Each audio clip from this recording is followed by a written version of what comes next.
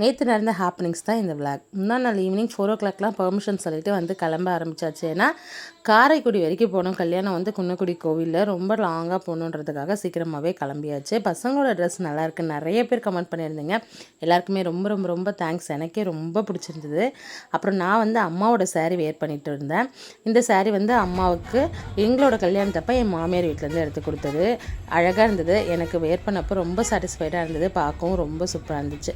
எல்லாருமே அழகாக கிளம்பி சீக்கிரமாக போயிட்டு அங்கே பனைபுரத்துலேருந்து பஸ் வந்து ஒரு 11 மணி 11:15 போல் பஸ் எடுத்திருந்தாங்க. பஸ் 11:15க்கு எடுத்திருந்தாங்க. 12 மணிக்கு மேலே இவங்க போட்ட ஆட்டோ இருக்கே பஸ்ஸில், அதுவும் ஏமவர்ஷினி வந்து ரொம்ப என்ஜாய் பண்ணி வைப் பண்ணிகிட்டே இருந்தா. பார்க்குறதுக்கு ரொம்ப ஆசையாக இருந்தது எனக்கு. அப்படியே டான்ஸ் ஆடிக்கிட்டே வைப்ரேஷன் மோட்லேயே வந்துட்டு இருந்தா.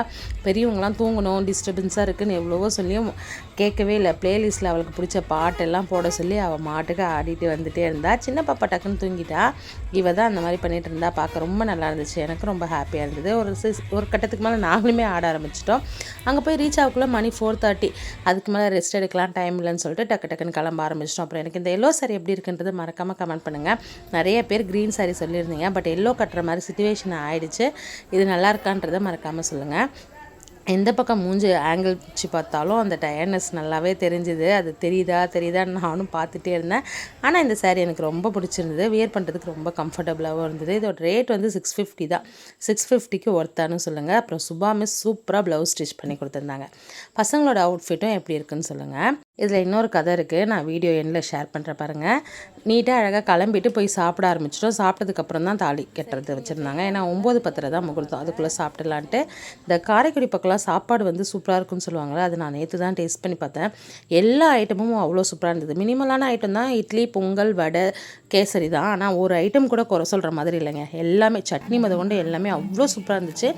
சாப்பிட்டு முடிச்ச உடனே தாலி கட்டுற ஃபங்க்ஷன் வச்சுட்டாங்க. அது அப்படியே தாலி கட்டி முடித்ததுக்கப்புறம் போயிட்டு அங்கே நடந்த ஒரு சில சின்ன சின்ன ஃபங்க்ஷன், சடங்கு, சம்பிரதாயம், ஆசீர்வாதம், அப்புறம் இந்த வருஷம் பண்ணுறது, இது எல்லாமே பண்ணிவிட்டு அங்கேருந்து பிள்ளையார்பட்டி ரொம்ப பக்கம் அப்படின்னு சொல்லிட்டு பிள்ளையார்பட்டி கோயிலுக்கு போகலான்ட்டு எல்லாருமே பஸ்லேருந்து பிள்ளையார்பட்டிக்கு வந்துட்டோம். இந்த பிள்ளையார்பட்டி கோயிலுக்கு என்ட்ரன்ஸ் ஆகும்போது அவ்வளோ கூட கலராக. என்ன ஒரு விஷயம்னா, கரெக்டாக 12 மணிக்கு போயிட்டோம். நேற்று வெயில் பொழந்து எடுத்துருச்சு. சாமியை கும்பிட்டு சில்லுன்னு ஒரு லெமன் சோடா வாங்கி குடித்ததுக்கப்புறம் தான் வயிறு கொஞ்சம் குளுன்னு இருந்துச்சு.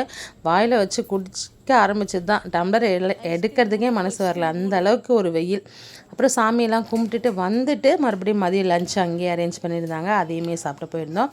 இந்த புளிப்பாக இந்த கடலை, வெண்டைக்காய் போட்டு ஒரு கறி வச்சுருந்தாங்க, ஒரு கூட்டு வச்சுருந்தாங்க. அது என்ன கூட்டுன்னு தெரியல, ஆனால் சாப்பிட்றதுக்கு நல்லா இருந்தது.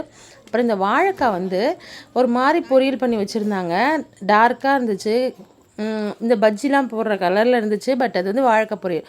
அதுவுமே சாப்பிட செம்ம டேஸ்ட்டாக இருந்ததுங்க. அப்புறம் உருளைக்கிழங்கு அந்த கொண்டக்கடலை போட்டு ஒரு அவியல் வச்சுருந்தாங்க. அதுவும் நிஜமாக சூப்பராக இருந்தது. வழக்கம் போல் நான் எப்பயுமே சாம்பார் வாங்குற மாதிரி இந்த டைமும் சாம்பார் வாங்கி சாப்பிட்டேன். சாம்பார் செம்ம சூப்பராக இருந்தது நிஜமாலுமே. அதுக்கப்புறம் ரசம், மோர், எதுவுமே குறை சொல்கிற மாதிரி இல்லை. அப்பளம், வடை எல்லாமே இருந்துச்சு.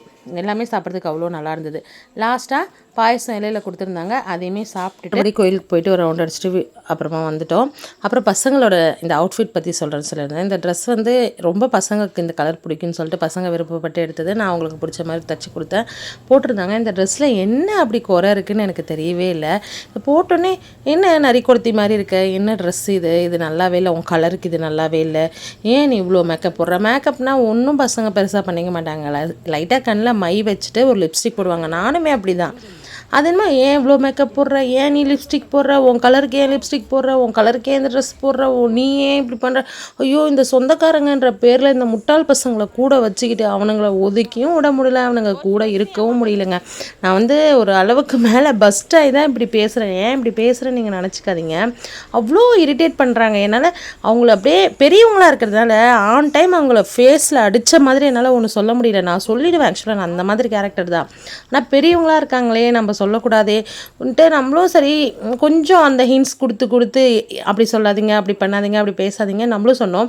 இதில் பாரபட்சமே இல்லைங்க. ஒரே விஷயம் நோட் பண்ணால் படித்தவங்களும் அப்படி தான் இருக்காங்க, படிக்காதவங்களும் அப்படி தான் இருக்காங்க. இவங்ககிட்ட எப்படி சொல்லி புரிய வைக்கிறதே தெரியல.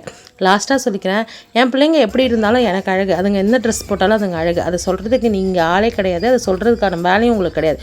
உங்கள் வாயையும் இதையும் மூடிக்கிட்டு அமைதியாக இருங்க. இன்னொரு டைம் எதையாவது ஃபேமிலி ஃபங்க்ஷனில் என் பிள்ளைங்க கருப்பாக இருக்காங்க, என் பிள்ளைங்களுக்கு இந்த ட்ரெஸ் நல்லா இல்லை, அந்த ட்ரெஸ் நல்லா இல்லை, பெரியவ கருப்பாக இருக்கா, சின்னவ கலராக இருக்கா, அவள் அப்படி இவ இப்படின்னு ஏதாவது யாராவது சொன்னிங்கன்னா எந்த சொந்தக்காரங்களும் பார்க்க மாட்டேன், மூஞ்சில் அடித்த மாதிரி அசிங்கப்படுத்திடுவேன். இதை நான் எப்படி சொல்கிறேன்னு நீங்கள் எடுத்துக்கோங்க. நீங்கள் வீடியோ பார்ப்பீங்கன்னு எனக்கு தெரியும். அப்புறம் வரும்போது செம ஆட்டம், எனக்கு செம டயர்டாக இருந்ததுங்க.